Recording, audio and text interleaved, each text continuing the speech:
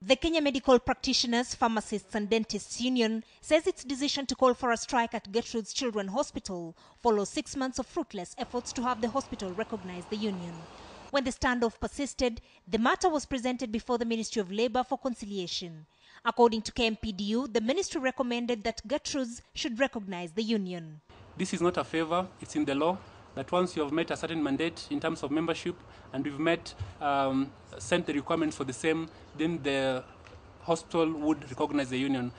But the union says Gertrudes would not commit, prompting a 12-day strike notice issued on the 28th of May this year. And the reason why we gave an extended strike notice more than 7 days that the law allows was to enable Gertrudes to come on the table, and we solved this industrial matter amicably.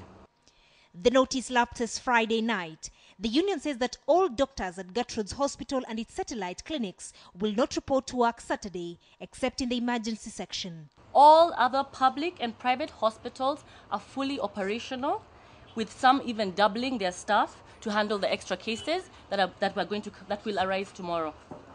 So do not be anxious for your children. If they get sick, take them to any other hospital in this country and they will receive care. As soon as the doctors concluded their media conference, senior officers from Gertrudes Children's Hospital arrived at the same venue. Shortly, just a minute, we'd like to clarify something small. We'll do that later. Eh? Okay. No, please, just a minute. There's something we want to clarify. They're very ready to start. Just a minute, not a very long time, please. Something important. You can do that after. This is equally important. You've had your chance. Please give us a few minutes. Will not take more than 15 minutes. Excuse me, sir. No. The union officials sought to know if the Gertrudes officers had paid for the venue or were gate crashing into the hotel conference room booked by the union.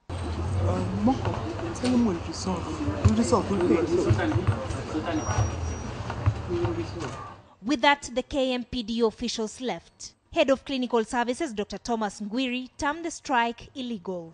We will follow the law because the judgment was given by the judge of the industrial court with clear unequivocal position that this strike is illegal and anyone who participates will be in contempt of court, and we expect that the law will follow its course.